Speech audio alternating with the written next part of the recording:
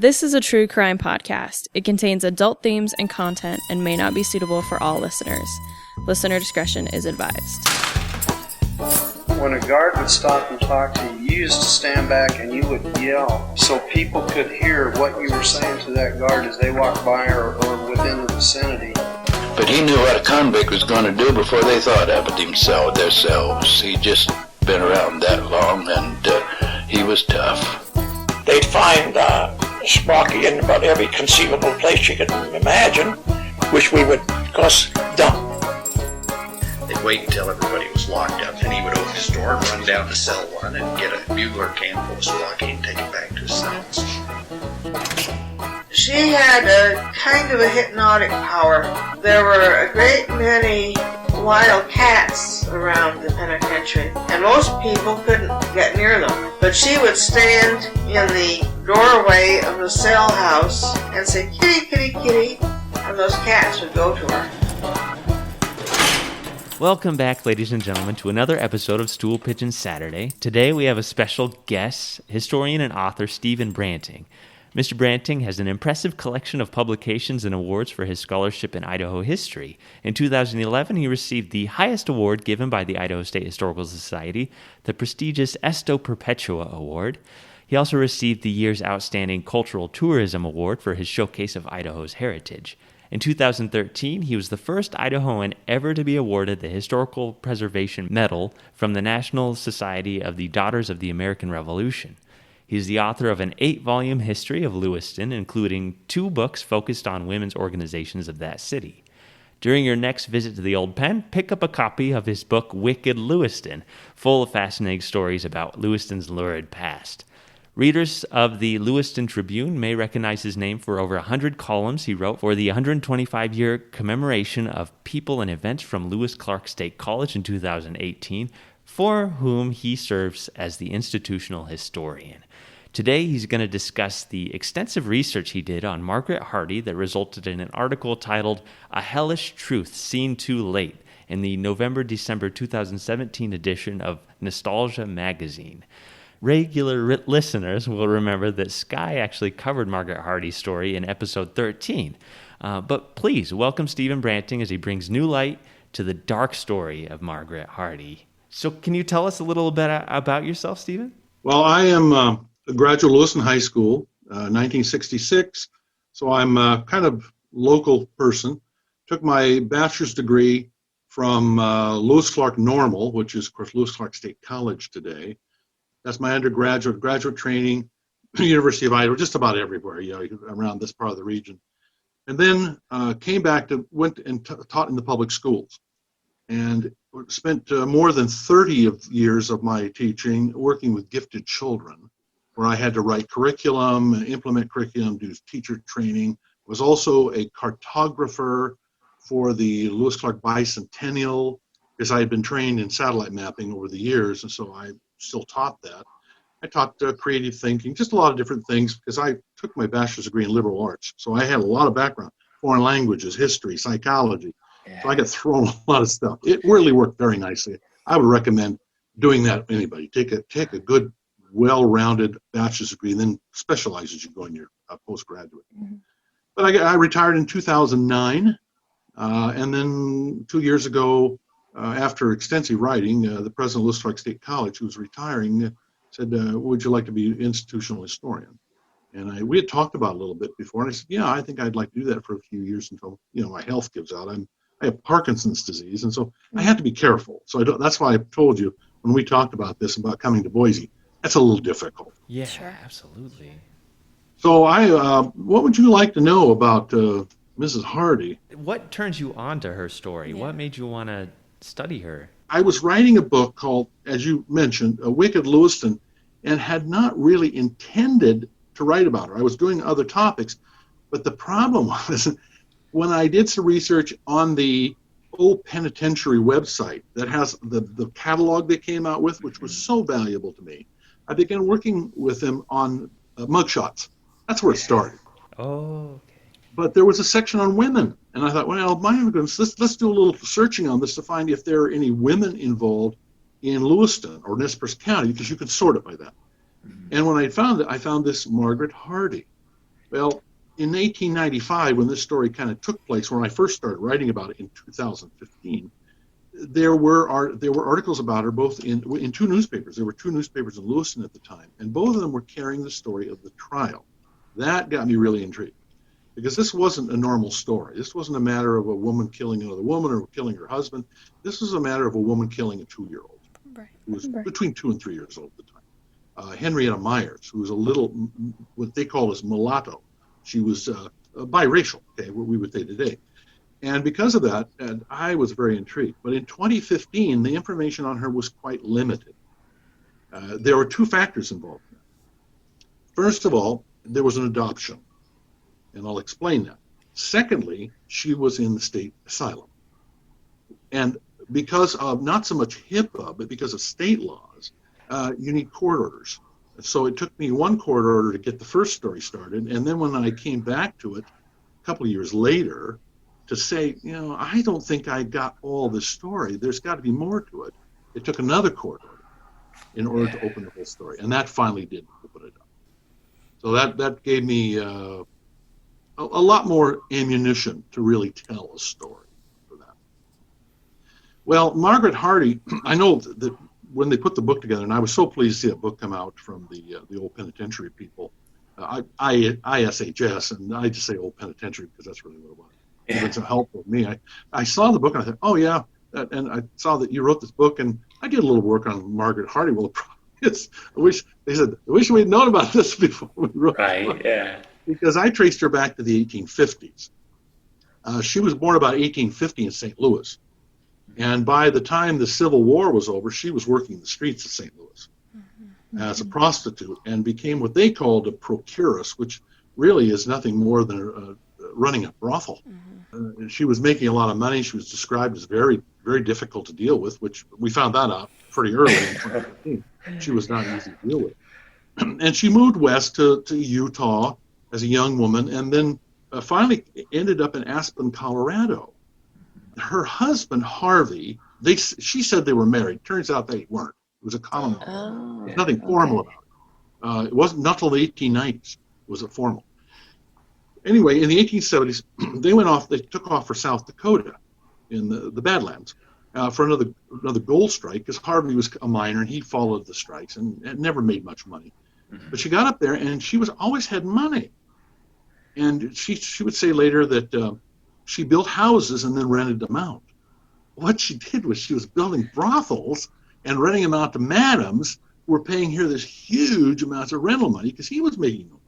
Well, by 1883, the tongues in Aspen were starting to wag, as I described in my article. And she got very upset about it and said, you quit talking about it. I was not doing this. Well, the evidence was all there. And she finally kind of ran her welcome out. She passed herself off as a nurse, and indeed, I have the document, a copy of the document when she was actually admitted to the state penitentiary. The document is still in existence, and it says her occupation was a nurse. But how she got that training, I think it was just more like she ran a boarding house, and there was I can't remember his last name. I have to think William. I think it was Balderton, who was the editor of the Boise newspaper. He crossed paths with her twice. He was the editor of the Aspen newspaper, and then also Boise, and she ended up. So the pair finally leave Colorado and went to Oregon, around Pendleton. Well, Margaret, or Maggie as we call her, was heavily addicted to morphine and ended up in the Keeley Institute, which used to be down in Forest Grove, Oregon. They were going to build a Keeley Institute here in Lewiston in what we call the Orchards. The plan fell apart because even in the 1880s and 90s, people were needing these rehabilitation facilities to get them off morphine, cocaine, heroin. I mean, Coca-Cola had cocaine in it at the time. Women were heavily addicted to some of these substances, housewives. So they were building this, and she went off there, and they treated her, and she got out. Well, it wasn't long before morphine hit again, and she became very, very irrational and was sent off to the state asylum in Salem, but then was released again. And that's how they ended up in Moscow, Idaho. It was all after this had developed, and she and Harvey got married in the 1890s. And so they're now legally married, and they show up. And there are a couple of references, and I found this only because of documents when she was institutionalized. And it said there was a son involved, but who the son was, we don't know. Because on that document, it says she has a son, but she said had an adopted brother living in Colfax, Washington. Now, I've done a search of the Colfax newspapers, and I don't see any record of it. He was a Simpson. That was her maiden name, Margaret Simpson. But I don't know the situation. That's another story that I don't know whether it's worth the rabbit hole to go down, but at least that's it. Well, we tried. You tried. I mean, yeah, you found that kind of stuff too. I'm surprised I found as much as I did. Well, in the fall of 1894, she and Harvey moved to Lewiston, and she took up her trade down here. When she was in Moscow, and as I outlined in the article I sent you, she had already gained a reputation to be very difficult. The law was working with her all the time. She was constantly a very antagonistic woman. People around her were afraid of her. She was a large woman, as I always said, 5'6", 275 pounds by the time she made it to the penitentiary. She was an intimidating lady. Okay? She was Ma Kettle with a kind of a mean streak. And Ma Kettle's an old reference. I don't know. Ma Kettle. So they come to Lewiston, and Harvey, we had a black brothel here. Anna Woods was a prostitute at it, and she had a little girl who was Henrietta Myers. Now, Henrietta had a different name, Myers. Who was the father? I've always wondered that, and why, when Margaret found Harvey fooling around with Anna, she said that the only reason she didn't shoot him is he ran too fast. That's basically what it was. He took off, and she didn't get a chance to kill him. She probably would have. Well, she hatches a plot, and that plot is, I'll ruin the woman by taking away her daughter. Now, see, children didn't live at brothels. They were like foster children. We have records of the children of prostitutes going to the public school clear back in the 1870s. They're specifically mentioned because madams were very wealthy. When you look at the records for disposable and investment income in the 1870s, the women who were brothel owners in Lewiston were not unlike other places, were some of the wealthiest people in all of northern Idaho. They were, in today's money, fabulously wealthy, into the millions of dollars. So their children went to public schools, but the children lived in little foster care. And when I taught in Orofino, Idaho, when I first started teaching. In Orofino, Idaho, there's a place called the Rex down on Main Street. It was a notorious brothel. Whenever the yearbook or the high school needed new band uniforms, you know where they got a lot of money donated? Came from the Rex. They were heavily invested. They heavily invested in their communities, and that's what kept things going for years and years. Wallace, Idaho is the classic example. I was just going to say, Wallace. Wallace, notorious. I mean, they had the last stoplight on I-90. They had a funeral for it when they took it down. It's crazy. Very unusual. So Margaret comes to Lewiston, and she gets a local judge to let her adopt this little girl who was not even 3 years old. And she took her back to Moscow and to a house out by the Moscow cemetery. I don't know if you've ever been to Moscow. It's on the Troy Road, just a little bit out east of town. And she had a little place out there, and she began telling people she was going to kill the girl. Just this little talk. People were trying to dissuade her. She says, no, I'm gonna kill her. I'm gonna kill Harvey. I'm gonna kill Anna. Then I'm gonna kill myself. And it was just completely over the top. She was making no secret of this. Well, one day in February of 1895, the little girl turns up dead. And it turns out that when all the dust settles, Margaret had given the little girl morphine. Well, she had plenty of it on her. They found it on her when they arrested her, put her in jail in Moscow. And then once the girl was under the effect of the morphine, which didn't take much for a small child, she poured carbolic acid down her. And carbolic acid was a very popular form of suicide at the time. I have a number of other cases where people use carbolic acid, which is not a pleasant way to commit suicide. It just eats your insides out, is what it does. It smeared it all over her face. It ate one of her eyes out. We don't even know where the little girl's buried. I've talked to the Moscow people. They have no record of where they buried that little girl. There was no autopsy. Nothing was done. And that was her attorneys tried to get her off, saying there was no autopsy. You can't even prove that the girl didn't drink it. That was one of their ploys. They were trying everything to get her off. Well, long story short, she got convicted, but not a first-degree murder. They had thought she was going to plead insanity because she was. There's no doubt about it. She was emotionally disturbed. She'd always been that way. But they went to trial, and they got her on second-degree murder because nobody wanted to hang a woman. I think from your research down there, you know that the first woman in the Idaho Penitentiary wasn't white. Right. The record shows she was a little Indian woman, Native American. That Margaret was the first white prisoner. There were no women in the penitentiary, all these men, and what were they going to do? Right. Well, she acted out during the trial. She screamed and yelled at people. She put on quite a show. She goes to prison down in Boise, and boy, it really took off. And in the article, I hope you enjoyed the point where she tried to set fire to the place. Yeah. The guy in the next cell was screaming. He thought the fiends of hell were going to burn him up. And there she was sitting in her cell, just sitting there smiling. She was a firebug, a morphine addict, and what are you going to do? Well, it took a long time to get her into Blackfoot. That was one of the problems because the people in Blackfoot, Dr. Givens, wasn't quite sure she was insane. They thought maybe she was putting on a show for them, and that's happened. Of course it is, because people were being sent to the Blackfoot Asylum for a lot of odd reasons. All you have to do is do a little Googling and look at the conditions people were that were accused of doing or were doing in their private lives and were sent to asylums for, like women who were reading novels all the time. That was the ground for going to this insane asylum.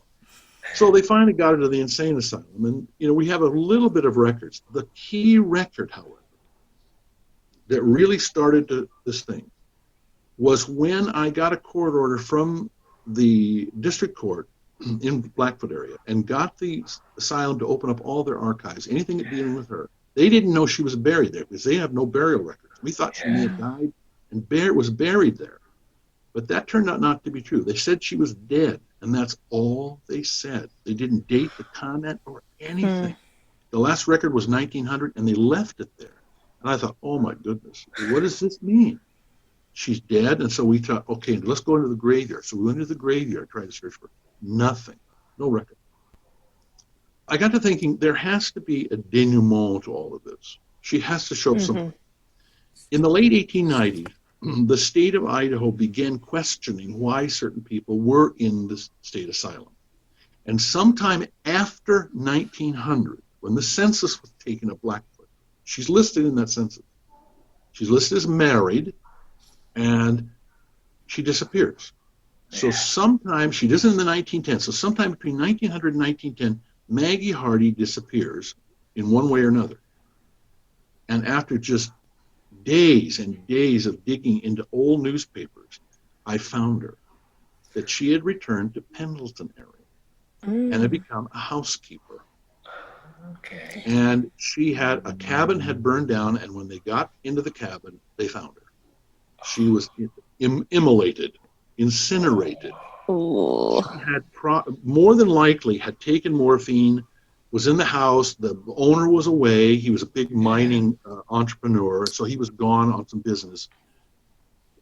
It's quite possible that she had taken morphine, embers or a log rolled out of the fireplace, something, and she was so incapacitated she couldn't take care of it. Yeah. She burned up.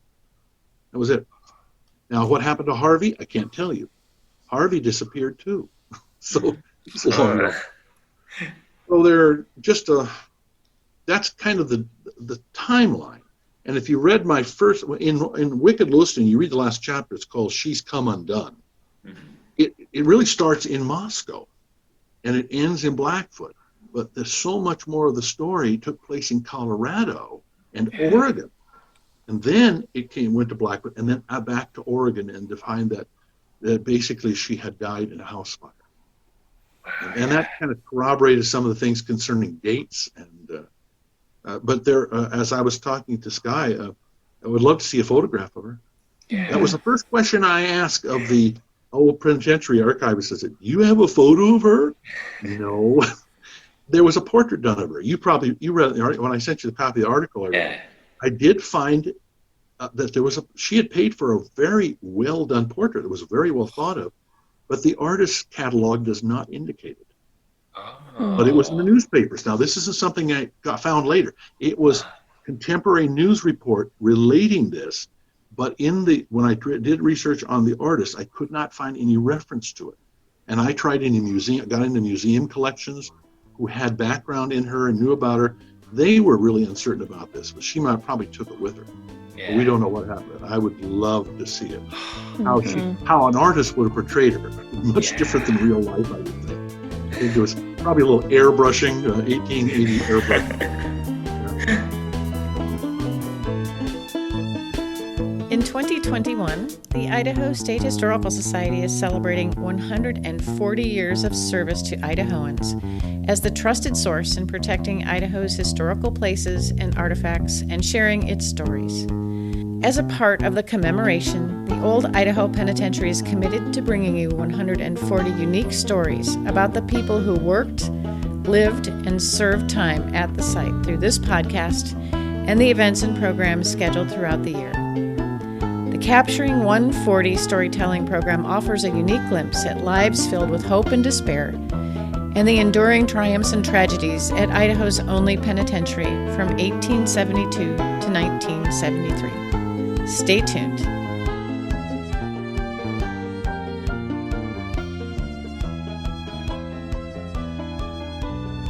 Are there any specific questions you want to ask about her life? I'm actually just wondering now, because I think really I was able to find a little bit about sort of her earlier life in sort of the Midwest. And so the biggest question mark was what happened after. And so I'm very excited that you found some of that. And so I actually was just wondering, do you think because of this house fire, could there have been an aspect perhaps of suicide that, she maybe set fire to the house and then, got, really into morphine and passed out, or that was, potential, wasn't an accident sort of thing? She said she was going to commit suicide when she was back in Moscow, okay? Mm-hmm. The fire in the state penitentiary would have led to her suicide. Mm-hmm. That's pretty obvious. Mm-hmm. So when I wrote about it, I left it open. I said, I don't know. These are just possibilities. Did she commit suicide? She had a good job, okay? But I don't know the extent of what her addictions were at the time. Was she in withdrawal? I have no way of knowing, because the newspapers at the time don't discuss those things. They just kind of give you the nuts and bolts of something, and you have to piece everything else together, knowing her past. But it was interesting that when she went on trial in Moscow, none of her past was brought up in the trial.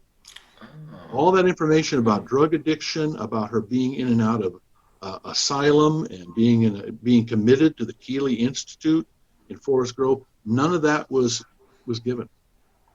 And if they had done that, there may have been some circumstances where people said, this woman is in her right mind. Let's send her directly to the asylum, not to the state penitentiary. Mm-hmm. But that was never brought up in court. So that was unfortunate. There have been some discussions of her in publications on women's rights. One book we wrote about her, and they said, if the state finally realized she was insane, why didn't they just take care of it then? Why did they send her to the penitentiary? Because the warden at the penitentiary said right to the press that he was going to break her. It didn't matter what he had to do; he's going to break her. Well, she broke him. Warden Campbell, he finally somebody get her out of here. Take her. She's yours. That's what they find. That's why they call her Mad Margaret. Doesn't somebody play her in costume? They used to have some tours at the penitentiary, and somebody would be Mad Margaret. Yeah, during our Frightened Felons event. Yeah, we really have now the story of what she was a very unfortunate woman. Yeah, I in the article I told you about, her father. She said her father and mother died before she was 12. Mm-hmm. They were dead, and she was on her own. And the funny thing about it, she said in a report to a newspaper, she said, I was blind until I got smallpox. And I don't know of any case where smallpox cures blindness. It might make you go blind, but it won't cure it. So she just had a past. It almost her past was almost a vision of what she wanted it to be, and she could explain everything away. And so, yeah, she went to. I would imagine she probably went through a couple of fortunes of making money and blowing it on drugs I would like to know the whole story, but I'm never going to find it. I know enough to be intrigued, but not enough to be satisfied. Can you talk more about just morphine usage and like its relation to Lewiston's history? Well, it was a plague on the American society at the time. It was so common that if you're watching any shows about, there was a show on PBS that was on Victorian England, and they were talking about it. And in Victorian England, housewives, maids, you name it, the upper crust, they were heavily using, because it was recreational drugs, and it wasn't illegal. As I mentioned before, when you can go to the store and buy Coca-Cola, and the Coca-Cola was it was Coke. It was Coca-Cola. It had cocaine because it was said to be good for your system, and it would calm you down. It had all this medicinal value. Now today we're saying it's ruining your health. My wife tries to get Diet Coke. Don't drink that stuff. But it was everywhere. It was absolutely everywhere. Marijuana was not the big use. That came a little later. The reefer madness was a little later. Boy, cocaine and morphine and heroin were widely used. So like this, it's a problem that hasn't gone away. It's been around with us forever. It's been regulated. Yeah. And then it wasn't regulated at all until Right. the Pure Food and Drug Administration, the Act came out in the early 20th century. There was not much movement toward this stuff. It was too lucrative.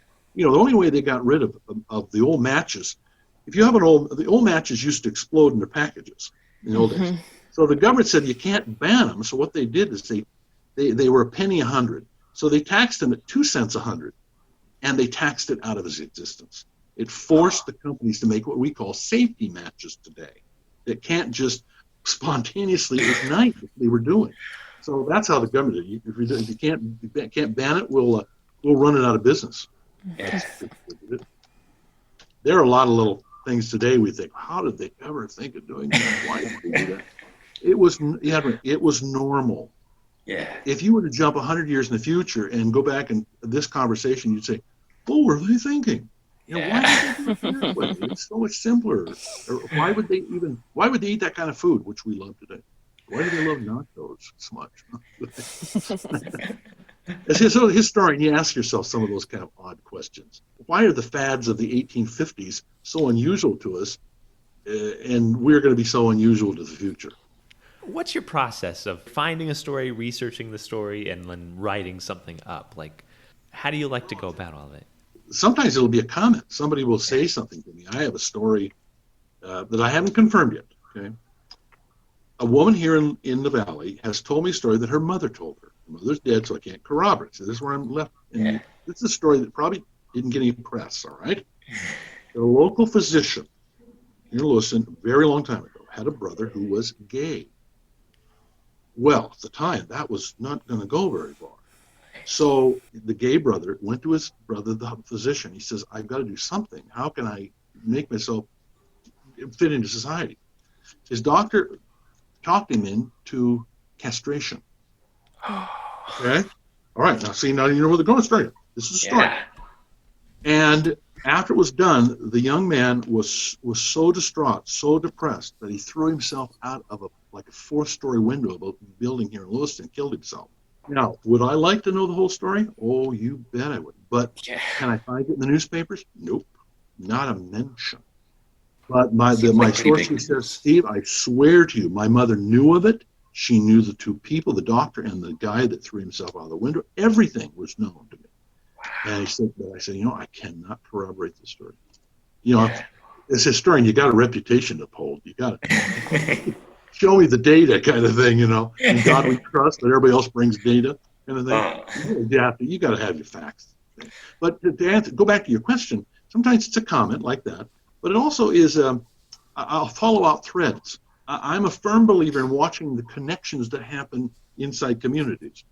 Nothing is separate. I think of history as like an old sweater that's been poorly knitted, and you start pulling on a thread, and all of a sudden your sleeve falls off. It happens, and it happens in history. Somebody will ask me a question. I said, "Oh, did you realize that the story you're telling has something to do with over this? Because these 2 families knew each other, they married each other, and there was this big scandal over the family." And they're saying, "What do you mean?" Yeah, because you said a word to me, you mentioned somebody to me, or an event or a date, and it made a connection in my head. Mhm. And that's what I try. That's what I really, well, that's why I taught my creative thinking students. I taught creative thinking. I taught a course called Applied Imagination. It was pre-engineering, creative ideation, problem solving at very high levels of visualizing problems. Einstein would talk about these thought problems that he would give. He'd work them. He couldn't do them physically, so he'd think about them. So I trained him how to do that. And one of the keys was watch how things aren't very far out of relationship. The 7 degrees of distance between things, how everybody, you and I are related so many generations back. That happens in history all of the time. And it happens in communities especially so, because families intermarry, they buy and sell property from each other. They have businesses, they'll sell businesses, or somebody used to have a little stall on the street outside of a business. You trace out those little stories, and all of a sudden stories like Margaret Hardy appear. They aren't very frequent, but they do appear. I just give you an example. 3 years ago, the local museum here in Lewiston contacted me saying, we have some items in the basement of our museum that we want to get rid of. And there were 2 big marbles. They're what's called a rondel, 19 inches across in 28-inch square frames. I took my scale down there. They weighed 75 pounds each. These are massive pieces. Jeez. I said, where'd they come from? Well, we got them in 1974 without any provenance. So I traced it back, and it turned out when a bank was torn down in Lewiston in 1965, an old bank built in the early 1890s, beautiful, what was called magnesia lithos, white magnesia stone, the gleaming building. Well, it was torn down in 1965, and a local artist whom I knew very well, she was a college professor, took them home. She took pity on him. She says, I'm not going to let them throw these in the garbage. I'll take them home. She put them in her basement, forgot about them. And 9 years later said, I don't want these things anymore. So she took them down, left them on the front steps of the museum. They didn't know what they were. They didn't even accession them. As a museum, people of museums, you put the accession numbers so you can catalog and you can trace things. Nothing. So they said, we're going to get rid of them. I said, no, don't do that. Don't do it. Let me see them. Let me talk. Well, after 3 years, I finally worked it out. The works are are now known. They are the last 2 works in existence of a famed California, well, he was raised in Massachusetts, moved to California, sculptor, who was the protege of Thomas Ball, very famous American sculptor. He was his protege. His works are absolutely comparable to Ball's works. They're like putting them right there. He dies in 1871 of tuberculosis in Oakland. These 2 pieces made it up to Lewiston to go into a mansion in the 1870s. And went into the bank, and the bank's torn down, and this person takes them home. Nobody knew what they were. Wow. I have 2 of them, okay? They're in storage here. I have an article coming out in Sculpture Review. The next issue of Sculpture Review is going to feature them, photographs, everything. When you compare them to Thomas Ball's rondels, same size, everything, done at the same. Ball's was done a little later. One of Ball's works, called Whispering Zephyr, is now up for sale at a gallery in New York City. Absolutely comparable. The detail on the one I have here is better than the detail on Ball's work. It's deeper, more round, more refined, everything. The Ball work is $125,000. Those 2 pieces were almost in the landfill. The only thing that kept them out is I started looking. I looked at a name. There was a little thing. There were no references to him. Very, very vague. Just a mention in an art catalog. Nobody knew anything about him, where he lived. And I said, this can't be. I've got to keep working on it. So I got into every research, pages of references, and reconstructed his complete life. Now I know where he's buried, what happened to his wife, and she remarried. Got the whole family traced out. I have pictures of his father-in-law, his wife's second husband. We now have pictures of her coming in. You think I have a picture of him? Just like Margaret Hardy. He's faceless. He was in the Union Army, was wounded at Fredericksburg, spent months in military hospitals, and probably contracted tuberculosis by the time, because he mustered out 64, dies in 1871 at about going into the tertiary stage of tuberculosis during that period, which is about right. But it was a thread, another thread, and that's what happened. Interesting. Going back to Margaret Hardy, so can you tell us the process of getting court orders in order to get some of these records? Sure. Well, the first one was a court order from the court in Blackfoot. I dealt through the Idaho State Attorney Generals. I said, they're not going to release anything to me. What do I do? And the Attorney General for Eastern Idaho, he said, Steve, the best thing to do, let's just get a court order. It's a friendly court order. It's not adversarial. He said, if you'll make it, I'll send you the document, you make it out, and I'll take care of it for you. So he did. And all of a sudden, I received all this documentation. Well, that got me some things in 2015. But the key was when I found out and really knew that she had adopted that child. She didn't take her. She adopted her legally. That means that record has to be in Lewiston. Right. Because the records stay here. But you can't read them.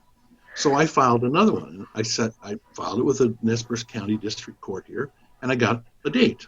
Went down, and I'm sitting out here with everybody else who's being shuffled through for this, that, adoptions, and there were families there getting a new baby adopted, and everybody happy, and there were people there ready to go to prison, and you never know what you're going to see. So I finally get into the chambers, and it's just the clerk and the judge. I introduced myself. The judge knew me because I've been around the community for a while. And so he said, Mr. Branting, what do you want this for? And so I was telling the story, and they were absolutely fascinated. I outlined the story of Margaret Hardy, what had happened, and he said, okay, just wrote a note, and he said, here they are. He just gave me everything. Wow. The attorneys, Anna could not even sign her name. She was completely illiterate. So she just signs with an X, and the poor gal, I don't know. I'd sure like to know. I never found out what happened to her. She just disappeared. Prostitutes weren't named in local newspapers. To find her was only through the adoption record. That's how I found her. I couldn't even name her in 2015. I was able to name her. Yeah. So that's how it took. You had to clear the way because she was in an institution, and then an adoption was involved. So after that, that's not too difficult. The other things can be pulled together pretty nicely. And so to find the organ stuff, did you just find that through, because I know that at, Blackfoot, they have intake records in the same way that we do at the Penn. Is that where they mentioned that she had been in Oregon, or how did you come across that information? All that information came out of newspapers, old newspapers they found. And I used the Library of Congress, Chronicling America, because they digitized it. I was able to get into Pendleton and the papers in Eastern Oregon and Salem, where she they were just brief mentions, but they fit everything that was in the story. But it took a lot of digging around. You had to say, okay, how would they have listed her? Was she Maggie, Margaret? Was she Margaret, Simpson, Hardy? What are all the combinations? And that is one of the tricks. Right. Is being you really have to be a juggler of keywords. Once you understand that, boy, you're just not asking the question right. Ask the right question. The answer is there. You just got to write the answer. That's the problem with computers. They only respond to the wording of the question. And if was her name backwards, Hardy, comma, Margaret, maybe it was listed that way. So that gets you into some other records. I was shocked that I found the rest of the story. I really was, and in detail. I mean, just to find the newspapers in Aspen, Colorado that named her, and the property. I found all the records of when she was dealing in property, buying and selling property. She had property all over Aspen, Colorado. The gal was wealthy, without a doubt, was wealthy. Got into the Sanborn collection. I don't know if you've ever used Sanborn, but they're the old fire maps. And pull up Aspen for the time. Now you can see exactly the address where her business was. It's on the map. So it really was kind of fun to do. Boise's first Sanborn set is 1884 or 5, pretty close to that. And Lewiston is 1888. So I think Boise was done first, and then Lewiston was done. And the ones in the 1880s are absolutely invaluable because at the time, remember, they taxed every building, and where were the bathrooms? They were in the three holers out back. Okay? The outhouses, and that's why people wanted to move their toilets indoors because they were getting taxed on the buildings. So moving inside the house, pay tax once, upgrade your house. Finally got running water. Skye, you got any other questions on Margaret that you want me to answer? No, I mean, I think the gaps that I had in the story that I found, I think you filled perfectly. Well, you found an awful lot. You did a good job. Thank you. Really, she's enigmatic. She is, because I think I found a census record. No, it's on our intake form that she says she was born in Utah, and so Yes. I'm interested in the fact, and I don't know if you were able to find anything, but interested in the fact that she went first to Utah and then back to Colorado. Yes, How did you correct. find that? She went to Utah because I found records in Aspen, Colorado, in the newspaper in Aspen Times. She had talked about how she had gone to Utah first to Salt Lake City, and how she was such a good customer, a good client of the big banks there. Well, yeah, I bet she was. Cash flow was good, and it was in gold. It wasn't in paper; it was in gold. So that's how I found that it was. You find all these notes are like, remember the old days when you used to do research papers, you wrote everything out on note cards, little index cards, and you'd shuffle them around. Well, we don't have to do that anymore with computers. I kept finding a fact here, and I'd pick that fact up and move it up into the sequence, and everything started to fall out then. So it made sense. But her sojourn in South Dakota, that was an interesting one, of all the property and buildings she had been doing. And then they finally moved back to Aspen. If only she had been crazy, she would have been such a cool figure in like Western women's history. Yeah. And for all intents and purposes, she seemed to be a good businesswoman because she made a lot of money. She wasn't stupid. Right. She was very irrational. All the reports of people, one report, as I wrote in that article, said she was about the most notorious criminal in the United States at one time. I mean, people were talking about her everywhere. People talk about you for 15 minutes of fame, and then all of a sudden you fade away into insignificance. But she left really quite a legacy, because being the first white woman there, it was only a few months later that the next woman came in. She had killed her husband. I think was it Kessler or something like that? Josie Kessler. Yeah, she was absolutely just a great one. But boy, after Margaret, they were wondering. I can imagine they were saying, "Are we going to get another Mad Margaret here?" But she was not at all like that. No. But again, Skye, you did a great job on that. We're very limited. And remember, you were trying to put a lot of stuff together, and I was just laser focused on one person. Right. Yeah. I wasn't doing it, and I retired, and I can sit and think for 3, 4, 5 months on one person, to where I can dig their bones up, because I've dug bones up. I've been when I was in archaeological school, I also was the head of the team that found all the unmarked graves in the big city park here in Lewiston. We found it with ground penetrating radar. We did the soil samples and found the zinc spikes where the zinc coffins had decayed, and we were getting arsenic spikes because they embalmed with arsenic at the time. So I was involved in all that. So when I say I like to dig into things, people kind of laugh here, because they know that we really do dig. I've been in exhumations and taken field notes and drawings. You don't want to photograph. Okay, that's not proper. But good drawings, good field notes, I drew all that out too. Nice. It's fascinating.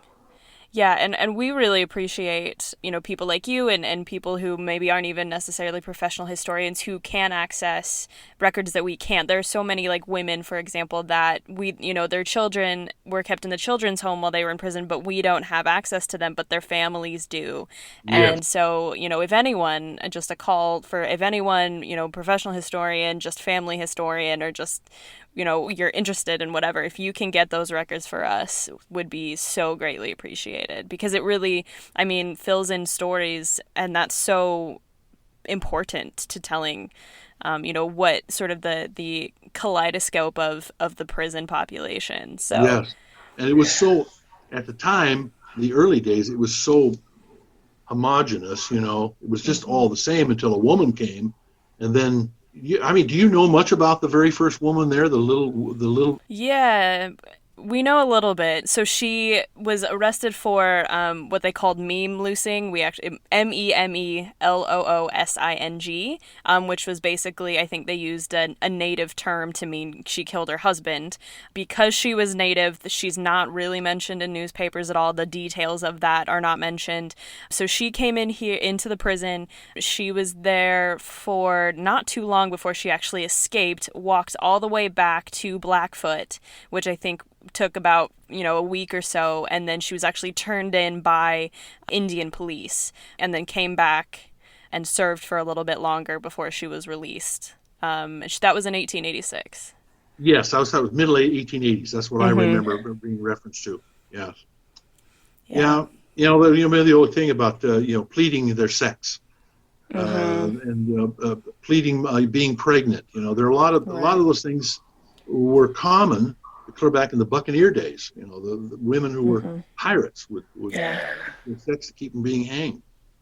Well, I wrote the story about Jewel Fring, who was who murdered the guy. You guys have probably read that story. I mean, then he kills himself in the barber shop. I found a picture of his parents' home the other day. I was looking at some old pictures, and here was the Fring home where he lived. I couldn't believe it. It just shows up. Such a fun life, because we both have always talked about that excitement of there's this one detail that would just finish something and you can't find it, and then you find it and it's just there's almost it's an unparalleled feeling. So how very exciting that gets to be your everyday life. I'm very jealous of that. Well, my wife would, when I was writing a book, one of my books, I'd go in and my wife would be sitting and watching television, and I said, "You won't believe what I just found," and she'd say, "Oh no." It's like my first book I dedicated to my wife, the first book, and I said, I'm dedicated to her just to prove that I knew what I was talking about when I told her all these stories. So, it's been fascinating work. I'm kind of I'm not writing books as much anymore because of my health. A book is a very long process. Put every pieces together. A magazine article is a lot easier. A 2,000-word magazine article I can do in 2 or 3 weeks and do it well and really wordsmith it down to, it's like a bed, you throw a quarter and the quarter will bounce for a foot kind of thing. It's really tight. But I like doing that. That's fun to do. You have the documentation on her being entered into the state pen. Is that right? Skye, yes. You guys have that? Yep. That was interesting. So talking about her, she had no schooling, said she was literate, and that she had gone to Sunday school. Gone to Mormon Sunday school, but she was an Episcopalian. I thought that was kind of weird. Yeah, I wondered if she, and I mentioned this a little bit in our episode, I wonder if she, I don't know if she was trying to maybe, lessen this reputation that she had, if she, by claiming, I was raised in Utah and I had Mormon Sunday school teaching, that, that's going to fix my reputation a little bit. I mean, that's just speculation, but I saw that as well, and I was like, I don't know if that's true. I don't think so. I'll tell you why, because in the 1890s, the anti-Mormon sentiment in Southern Idaho was very, very prominent. Right. I mean, Fred Dubois, the state senator, U.S. senator, he was just rabidly anti-Mormon. Right. And you make no bones about it. But I don't know. It was interesting to me that the Utah connection threw me for a little bit. Yeah. I knew she wasn't from Utah. There was no way. Right. Because when you go back in the census, she was from St. Louis area. I do wonder too, though, because Missouri and Illinois did have some Mormon strongholds, in the early, the mid 1800s, and so I wonder if she may have a little bit, but I still, I think it's quite possible. One of those things, yeah. Yeah, you just don't know. I mean, losing her parents at such a young age, and then just kind of I use the word hard scrabble. Yeah. She had a hard scrabble childhood that really turned her into the woman she became. There's no doubt about that. Yeah. Well, Steven, we like to end each episode with a little saying. So if I were to say, do your own time, how would you respond to that? Now, if I had to go to prison today, make sure my broadband is good enough. I like that. I'm pretty That's solid. great. I mean, I work out of my study here. I'm a pretty solitary person, My little dog comes and sits down on my feet, and patiently waits for me to give her attention. But at 72, I've learned to be patient. Yeah, that's great. Well, thank you. It's been an honor speaking to you, Steven. And yeah, absolutely. Yeah, we'll have you back on the show sometime. Yes, God, nice meeting you. Yes, good to meet you too. Yeah, well, we'll probably, one day to run here. But I sure did appreciate the work of getting all the mugshots. I mean, when people read Wicked Lewiston, they just went, "Oh my goodness, where did you get these pictures?" I said, "Look at the tagline. That's where it came from." I said, "It's all there." As you take care, have a good week. Stay safe, everybody. Okay. You too. You too.